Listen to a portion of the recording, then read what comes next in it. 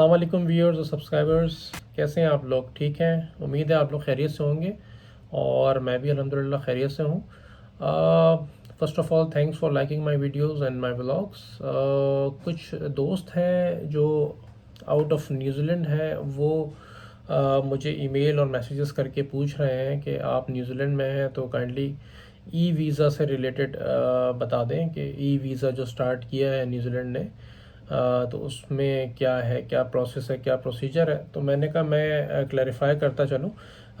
काफ़ी वीडियोस आ रही हैं जिसमें लोग ई वीज़ा से रिलेटेड काफ़ी गलत बातें बयान कर रहे हैं।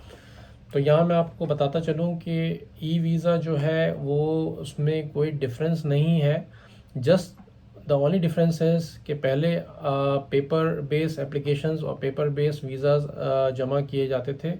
ई वीज़ा में सिर्फ फ़र्क ये लेकर आई है न्यूजीलैंड गवर्नमेंट के, वो आपको फैसिलिटेट कर रही है कि वही वीज़ा आप ऑनलाइन अप्लाई कर सकते हैं, दैट्स इट। बाकी जो डॉक्यूमेंटेशन है, उसकी जो फीसेस हैं, उसका जो प्रोसीजर है, उसका जो टाइम ड्यूरेशन है, वो सारा कुछ सेम है। ठीक है, इसमें फैसिलिटेट सिर्फ ये हो रहा है कि आप उसको ऑनलाइन, इनकी साइट है, वो मैं साइट डिस्क्रिप्शन बॉक्स में मेंशन कर दूंगा, तो उस साइट पे जाकर आप ऑनलाइन उसको अप्लाई कर सकते हैं।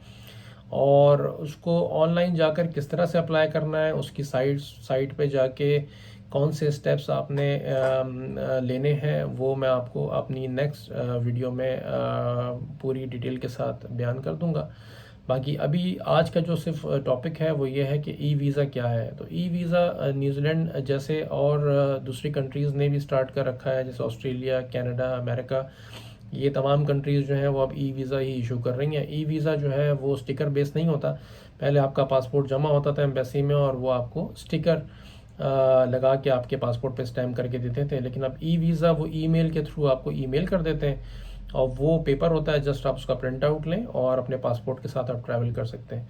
लेकिन उसमें जितनी भी डॉक्यूमेंटेशन है वो मैं आपको बता देता हूँ। उसमें ई वीज़ा में आपको जो डॉक्यूमेंट्स रिक्वायर्ड होंगे, अगर आप टूरिस्ट वीज़ा के लिए अप्लाई कर रहे हैं न्यूजीलैंड के लिए, क्योंकि अगर आपका कोई रिलेटिव यहाँ पर नहीं है तो आप विज़िट वीज़ा अप्लाई नहीं कर सकते न्यूजीलैंड के लिए, आपको टूरिस्ट वीज़ा अप्लाई करना पड़ेगा। तो उस टूरिस्ट वीज़ा पे अप्लाई करने के लिए क्या क्या डॉक्यूमेंट्स रिक्वायर्ड होंगे, उसमें सेम वही डॉक्यूमेंट्स होंगे जैसा कि आपके पासपोर्ट के फर्स्ट पेज की स्कैन कॉपी, आपके पासपोर्ट पे जो आपकी ट्रैवल हिस्ट्री है, अगर आपने कहीं पिछले दिनों में कोई आपकी ट्रैवल हिस्ट्री है पासपोर्ट पे, कोई आपकी किसी भी कंट्री की एग्ज़िट और एंट्री की स्टैम्प्स हैं, कोई वीज़ा लगे हुए हैं, तो वो पेजेस की स्कैन कॉपी, और वाइट बैकग्राउंड में आपकी पासपोर्ट साइज़ फ़ोटोग्राफ। इसके अलावा आपका बैंक स्टेटमेंट। अच्छा, बैंक स्टेटमेंट के लिए काफ़ी दोस्त हैं जो पूछते हैं कि कितना बैंक स्टेटमेंट होना चाहिए टूरिस्ट वीज़ा पे आने के लिए। तो न्यूजीलैंड के सिनेरियो में बैंक स्टेटमेंट जितना हेल्दी हो उतना अच्छा होता है, लेकिन एटलीस्ट मिनिमम अगर आप न्यूजीलैंड ट्रैवल कर रहे हैं 3 मंथ्स के टूरिस्ट वीज़ा पे अप्लाई कर रहे हैं, तो एटलीस्ट आपके पास 6 to 8 लाख पाकिस्तानी रुपीज़ आपके अकाउंट में उस वक्त होने चाहिए और उसमें पीछे ट्रांजेक्शन होनी चाहिए। कुछ लोग जो हैं वो वीज़ा अप्लाई करते हुए एक साथ जो 6-8 लाख या 10 लाख अपने अकाउंट में डिपॉजिट कर देते हैं, तो वो सही नहीं होता। उसमें यह है कि वो आपकी 6 मंथ्स की ट्रांजेक्शन्स देखते हैं, उसमें आपके अकाउंट में ट्रांजेक्शन्स जो है वो शो होनी चाहिए और the ending balance, the closing balance should be 6 to 8 lakh rupees. ये आपका अकाउंट स्टेटमेंट हो गया। इसके अलावा जो आपका अकाउंट का मेंटेनेंस सर्टिफिकेट होता है, जो आपका अकाउंट का जो बैंक मैनेजर होता है वो आपको इशू करता है। अगर आप उसको रिक्वेस्ट करते हैं कि आप वीज़ा के लिए अप्लाई कर रहे हैं, आपको अकाउंट मेंटेनेंस सर्टिफिकेट चाहिए, तो वो एक बैंक के लेटर हेड के ऊपर आपको बना के और सर्टिफाई करके दे देगा कि आपका ये नाम है और आपका ये अकाउंट नंबर है और ये इतने अरसे से हमारे पास आपका अकाउंट है, तो वो उसको सर्टिफाई करके आपको दे देगा। तो वो अकाउंट मेंटेनेंस सर्टिफिकेट और उसके अलावा आपका account statement, fresh account statement जो 6 मंथ्स, लास्ट 6 मंथ्स का हो। उसके अलावा आपकी ट्रैवल हिस्ट्री मैंने बता दी है। और उसके अलावा आपकी अर्निंग, सोर्स ऑफ इनकम कहाँ से है। अगर आपकी कोई जॉब है तो जॉब की सैलरी स्लिप, आपका जॉब का लेटर, जो कंपनी का एचआर आपको जो जॉब लेटर बना के देगा, आपसे रिक्वेस्ट करेंगे तो वो आपको एक जॉब का लेटर आपको बना के दे देगा। उसमें वो मेंशन कर देगा कि आप किस पोजीशन के ऊपर यहाँ काम कर रहे हैं, आपकी नेचर ऑफ जॉब जो है परमानेंट है या टेम्पररी है, और आपकी सैलरी कितनी है वो मेंशन कर देगा। उसके अलावा आपकी 3 मंथ्स की सैलरी स्लिप वो आपने साथ लगानी है। अगर आपका कोई बिज़नेस है तो आपका एनटीएन सर्टिफिकेट और आपकी जो टैक्स रिटर्न्स हैं वो आपने साथ में लगाने हैं, और अपने बिज़नेस के लेटर हेड के ऊपर आपने अपना पूरा जो बिज़नेस है वो मेंशन करना है कि आप अपने इस बिज़नेस में आपकी क्या पोजीशन है और कब से आप ये बिज़नेस रन कर रहे हैं। तो वो बिज़नेस का आपका कंपनी का लेटर हेड साथ लग जाएगा, अगर इन केस अगर आप बिज़नेस ओनर हैं। तो ये चीज़ें हो गई। इसके अलावा अगर आप वहाँ किसी को जानते हैं न्यूजीलैंड में, तो उससे आप एक लेटर लिखवा के मंगवा सकते हैं कि मैं इसको जानता हूँ और ये मुझे स्पॉन्सर कर रहे हैं।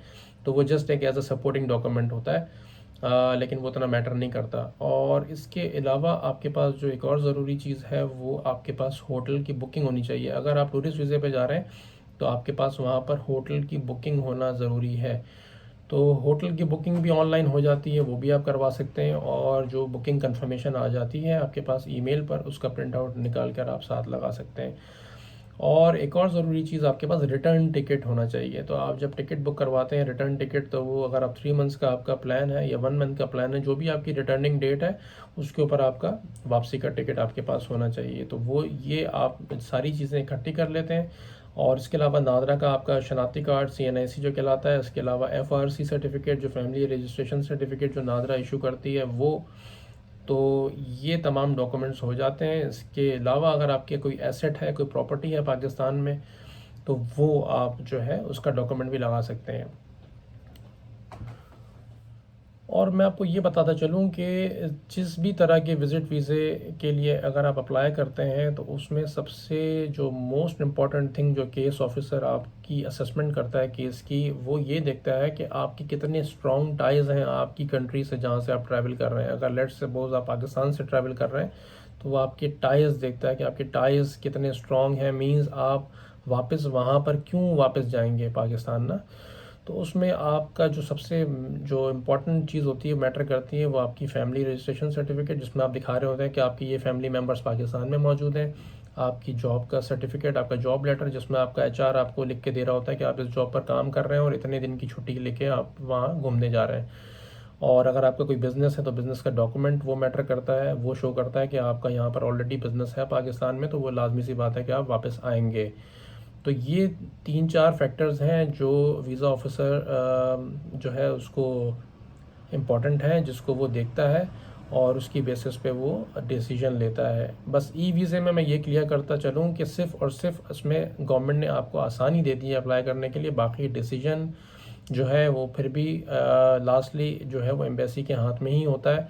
इसका बिल्कुल ये हरगिज़ ये मतलब नहीं है कि वीज़ा अगर इशू करना शुरू कर दिया है न्यूजीलैंड ने तो वो वीज़ा 100% आपका लगना ही लगना है। वीज़ा का डिसीजन अभी भी एम्बेसी के पास ही होता है। सिर्फ़ और सिर्फ वीज़ा में उन्होंने फ़र्क, मैं जैसे आपको पहले बताया कि सिर्फ़ और सिर्फ डिफरेंस ये है कि आप उसको ऑनलाइन जाकर अप्लाई कर सकते हैं, ना कि एम्बेसी में जाके आप पासपोर्ट जमा कराएं। और इसको ऑनलाइन आप अप्लाई कर देते हैं और उसके बाद आपको एक रेफरेंस नंबर मिल जाता है। रेफरेंस नंबर उनकी साइट पे जाकर आप उसको ट्रैक कर सकते हैं और जैसे ही आपका वीज़े का डिसीजन आ जाता है वो आपको ईमेल पर इन्फॉर्म कर देते हैं। अगर वो आपको वीज़ा इशू कर देते हैं तो वो वीज़ा आपके पास मेल पर आ जाता है। फिर वो आपको बता देते हैं कि पाकिस्तान में जो उनके वीज़ा सर्विसेज सेंटर है वहाँ पर जाके आपने ओरिजिनल पासपोर्ट लेके जाना होगा और आपने फ़ीस जमा करनी होगी। और वो आपको ओरिजिनल पासपोर्ट देख के फिर आपको ऑथराइज़ कर देंगे कि अब आप ट्रैवल कर सकते हैं। ठीक है। और इसके अलावा बस ये सारी चीज़ें थी, मैंने कहा आपको क्लियर करता चलूँ कि वीज़ा जैसे और कंट्रीज़ के लिए जो इशू हो रहे हैं उसी तरह से सेम टू सेम न्यूजीलैंड के लिए भी है। इसमें कोई गारंटी नहीं है। लोग, मैं देख रहा हूँ वीडियोस पे काफ़ी मिसगाइड कर रहे हैं कि वीज़ा अब स्टार्ट कर दिया है तो वीज़ा हो जाएगा। वीज़ा का बताना कि किसी के लिए भी ये पॉसिबल नहीं है कि वीज़ा का डिसीजन क्या होगा। वीज़ा डिसीजन अल्टीमेटली अभी भी एम्बेसी के ही हाथ में है और आपका केस कितना स्ट्रॉन्ग है वो मैटर करता है। अगर आपका केस बहुत स्ट्रॉन्ग होगा तो आपको बिल्कुल वीज़ा मिल जाएगा। अगर उनको केस में कोई भी डाउट फील होता है या कोई भी आपका डॉक्यूमेंट अगर सही आपने नहीं लगाया हुआ है, वो मतलब सही नहीं है, सही इन मानों में कि वो लीगल डॉक्यूमेंट नहीं है, आपने कोई डॉक्यूमेंट फेक लगाया हुआ है, तो वो आपका वीज़ा नहीं होता, अभी भी नहीं होगा। ठीक है। और इसकी वीज़े की फ़ीस मैं आपको बताता चलूँ कि इसकी जो फ़ीस है वो 211 न्यूजीलैंड डॉलर्स है, जो कि पाकिस्तानी तकरीबन 22 से 25 हज़ार रुपये बनती है। ये आपने ऑनलाइन जमा करनी होती है। जब आप ऑनलाइन अप्लाई कर रहे होते हैं आपके क्रेडिट कार्ड से आप उसको जमा कर देते हैं। तो ये इसकी फ़ीस हो गई। और बाकी इसका टाइम फ्रेम जो है वो तकरीबन 3 to 4 वीक्स ये ले रहे हैं आजकल, और डिपेंडिंग ऑन कि कितना रश है उनके पास वीज़े की प्रोसेसिंग टाइम में।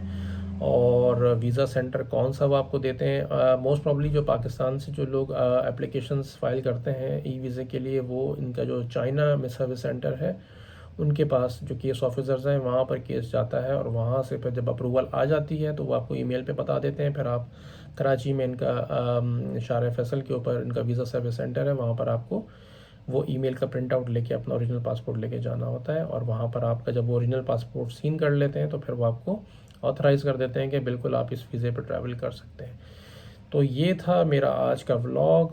उम्मीद करता हूँ कि आपको पसंद आया होगा, और अगर आपको वीडियो पसंद आई हो तो प्लीज़ इसको लाइक करें और अपने फ्रेंड्स के साथ शेयर करें, और मेरे चैनल को सब्सक्राइब करें। आने वाली नेक्स्ट वीडियोस में मैं आपको इंशाल्लाह ताला इसका प्रोसीजर भी बता दूंगा कि ऑनलाइन इनकी वेबसाइट पर जाकर आप इस वीज़े को कैसे अप्लाई कर सकते हैं, और मज़ीद डिटेल्स भी आपको मिल जाएंगी। इसके अलावा मैं और भी कुछ कंट्रीज़ के वीज़ा प्रोसीजर्स के बारे में अपने नेक्स्ट व्लॉग्स में इसकी सेपरेट वीडियोस बनाना चाहूँगा और आप तक शेयर करना चाहूँगा। तब तक के लिए अपना बहुत ख्याल रखिएगा, और मिलते हैं आपसे नेक्स्ट व्लॉग में। तब तक के लिए अल्लाह हाफिज़। तो व्यूअर्स, ये था आज का हमारा व्लॉग, और अगर आपको व्लॉग पसंद आया हो तो please like my video, share my video with your friends and subscribe to my channel. जिन दोस्तों ने अभी तक चैनल को सब्सक्राइब नहीं किया है वो जाकर उसको सब्सक्राइब करें, बेल आइकन को प्रेस करें, और ताकि आपको मेरे मज़ीद जो नेक्स्ट व्लॉग्स आने वाले हैं वीज़ा से रिलेटेड, मैं डिफरेंट कंट्रीज़ के वीज़ा के बारे में भी बताऊंगा। कुछ लोग मुझे मेल कर रहे हैं कि आप टर्की के बारे में बताएं कि टर्की का वीज़ा कैसे अप्लाई किया जाता है, और अप्लाई करने के बाद वीज़ा कैसे हासिल किया जाता है, और वहाँ जाकर वीज़े की क्या प्रोसेस है। तो वो भी मैं अपने आने वाले नेक्स्ट व्लॉग्स में बताऊंगा, क्योंकि काफ़ी जो हमारे दोस्त हैं वो टर्की मूव हो रहे हैं पाकिस्तान से और मिडल ईस्ट से भी, तो उनकी ईमेल्स भी आती हैं। तो मुझे थोड़ा सा उनके लिए टाइम निकाल के व्लॉग, एक सेपरेट व्लॉग में बनाऊंगा और अपने नेक्स्ट व्लॉग्स में अपलोड करूंगा वो सारा प्रोसीजर। तो चैनल को लाइक करें और सब्सक्राइब करें इसको, और मैं अब आपसे मिलता हूं अपने नेक्स्ट व्लॉग में। तब तक के लिए अपना बहुत बहुत ख्याल रखिएगा और दुआओं में याद रखिएगा, और यहाँ सर मेरी तरफ से अब आपको अल्लाह हाफिज़।